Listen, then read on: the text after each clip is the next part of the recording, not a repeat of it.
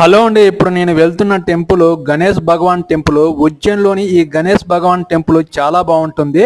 క్షిప్రా నది పక్కన ఉన్న ఈ గణేష్ భగవాన్ టెంపుల్ చాలా ప్రసిద్ధి చెందింది. ఇది ఉజ్జయిన్ ప్రాంతంలో ఉంది.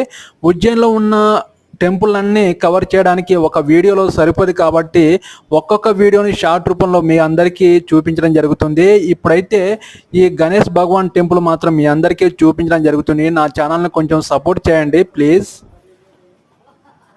ఉజ్జయిని ప్రాంతంలో ఉన్న కాలభైరవ టెంపుల్ మనం దర్శనం చేసుకోవడానికి ముందు ఇక్కడ ఉన్న గణేష్ భగవాన్ టెంపుల్ మనం దర్శనం చేసుకోవాలి. క్షిప్రా నది పక్కన ఉన్న ఈ గణేష్ భగవాన్ని మనం దర్శనం చేసుకొని ఇక్కడ నదిలో మనము గణేష్ భగవానికి ఒక దీపం అనేది వదిలేయాలి. అలాగే పూలు కూడా మనము ఈ నదిలో వదిలేయాల్సి ఉంటుంది.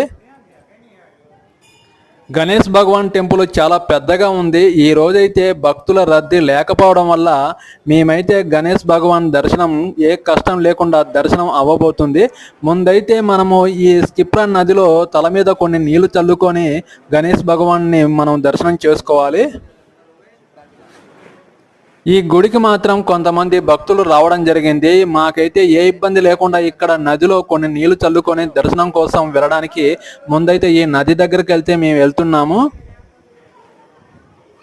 ఈ ఉజ్జయిన్ ప్రాంతంలోని ఈ గణేష్ భగవాన్ టెంపుల్ చాలా బాగుంది. ఇక్కడ ఈ రోజు భక్తుల రద్దీ లేకపోవడం వల్ల ఈ నది దగ్గర కొన్ని నీళ్లు చల్లుకొని అలాగే ఇక్కడ కొన్ని పూలు నదిలో వదిలేసి కొబ్బరికాయ కొట్టేసి తల మీద కొన్ని నీళ్లు చల్లుకొని గణేష్ భగవాన్ని దర్శనం చేసుకోవడానికి వెళ్ళాలి.